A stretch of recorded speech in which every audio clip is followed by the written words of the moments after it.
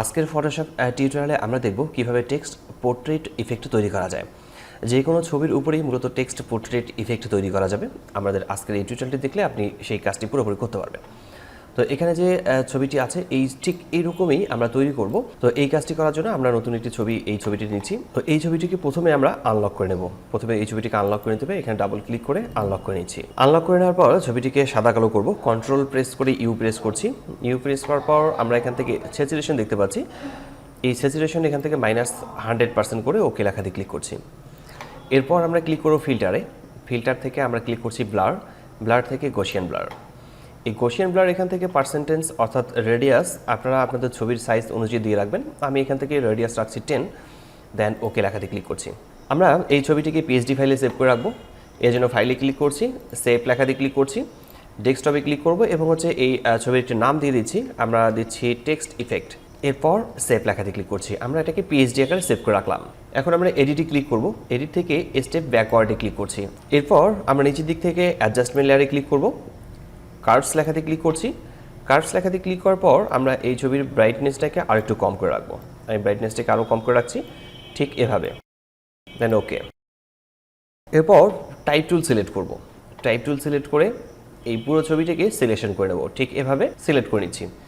Select করে নেওয়ার পর আমরা টেক্সট এখানে পেস্ট করব। গুগলে আমরা র্যান্ডম টেক্সট লিখে সার্চ করলে অনেক ধরনের টেক্সট পাবো। আমি ঠিক ওইরকম একটি র্যান্ডম টেক্সট নিচ্ছি, নেওয়ার পর আমি এখানে পেস্ট করে নিচ্ছি। আর এই লেখাগুলোকে একটু আমি ঠিক করে নেব। তো লেখাগুলো পেস্ট করে নেওয়ার পর সমানভাবে রাখার পর আমরা এখান থেকে প্যারাগ্রাফ ওপেন করেছি। প্যারাগ্রাফ ওপেন করে নেওয়ার পর আমরা এখান থেকে ফন্টের যে সাইজ রয়েছে আমরা চাইলে ফন্ট সাইজ এখান থেকে বাড়াতে পারি, ফন্ট সাইজ বাড়াতে পারি এবং এখান থেকে আমরা স্পেসিংটাকেও বাড়াতে পারি, কমাতে পারি। এই কাজটি আমরা এখান থেকে করে নিতে পারবো। এখান থেকে আপনাদের লেখার অ্যাডজাস্টমেন্টটাকে ঠিক করে নেবেন। ঠিক করে নেওয়ার পর চেক মার্কে ক্লিক করতে হবে। তো এই ছবিগুলোর লেখাগুলোকে সবগুলোকে আমি সিলেক্ট করে নিচ্ছি। আবারও সিলেক্ট করে নেওয়ার পর কপি করে আমি এটাকে পেস্ট করে নেব এখানে, যেন পুরো ছবিটির জন্য এই লেখাগুলোই থাকে। দেন চেক মার্কে ক্লিক করছি। আর এই লেখার যে লেয়ারটি রয়েছে এই লেয়ারটিকে আমি মাঝখানে রাখবো। এই লেখার লেয়ারটিকে আমরা স্মার্ট অবজেক্টে কনভার্ট করার জন্য এখানে রাইট বাটন ক্লিক করছি, কনভার্ট টু স্মার্ট অবজেক্টে ক্লিক করব। তো এই লেয়ারটির উপরে আমরা যে পিএসডি ফাইলটি সেভ করেছিলাম সেই ফাইলটিকে মূলত এই লেয়ারটির উপরে রাখবো। এজন্য আমরা ক্লিক করছি ফিল্টারে। ফিল্টার থেকে আমরা চলে যাব ডিস্টর্ট। ডিস্টর্ট থেকে আমরা এখান থেকে দেখতে পাচ্ছি ডিসপ্লেস অপশন রয়েছে, ডিসপ্লেসে ক্লিক করছি এবং ডিসপ্লেসে এখান থেকে 10 থাকবে, নিচেও 10 থাকবে এবং নিচের দিকে কোনো পরিবর্তন করার কোনো প্রয়োজন নেই। এরপর আমরা এখান থেকে ওকে লেখাতে ক্লিক করছি। ওকে লেখাতে ক্লিক করার পর আমরা ডেস্কটপে ক্লিক করব, যেহেতু আমরা ডেস্কটপে সেভ করে রেখেছিলাম। আমরা যে টেক্সট ইফেক্ট নামে সেভ করেছিলাম পিএসডি ফাইলটাকে, সেটাকে আমরা সিলেক্ট করব। সিলেক্ট করার পর ওপেন ক্লিক করব। ওপেন করলে ঠিক এরকম আসবে। এরপর আমরা এই ছবির লেয়ারটিকে ধরে আমরা উপরে রাখবো, ঠিক এখানে। ছবি লেয়ারটাকে এখানে রাখার পর অল্টার কি প্রেস করে আমরা এখানে ক্লিক করব। এই জায়গাতে অল্টার কি প্রেস করে ক্লিক করতে হবে। নতুন একটি লেয়ার নিয়ে নিচ্ছি। এই নতুন লেয়ারটিকে ড্র্যাগ করে সবার নিচে নামাবো। এবার ফরগ্রাউন্ড কালার এখানে আছে ব্ল্যাক।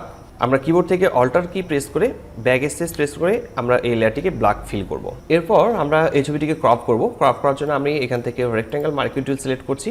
যতটুকু এরিয়া দরকার ততটুকু এরিয়া আমরা এখান থেকে সিলেক্ট করে নেব। কিবোর্ড থেকে অল্টার প্রেস করে আই এবং পি প্রেস করব। আমাদের এখানে ক্রপ হয়ে যাবে। এরপর কন্ট্রোল প্রেস করে ডি সিলেক্ট করে নেব।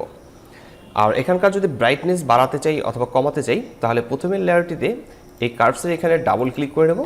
ডাবল ক্লিক করে নেওয়ার পর আমরা এখান থেকে ব্রাইটনেস বাড়াতে পারবো। আমি ব্রাইটনেসটাকে ঠিক এতটুকু রাখছি। ঠিক এভাবেই মূলত আমরা টেক্সট পোর্ট্রেট ইফেক্ট তৈরি করতে পারি। এভাবেই পোস্টার ডিজাইনের ক্ষেত্রেও মূলত টেক্সট পোর্ট্রেট ইফেক্ট তৈরি করা যায়।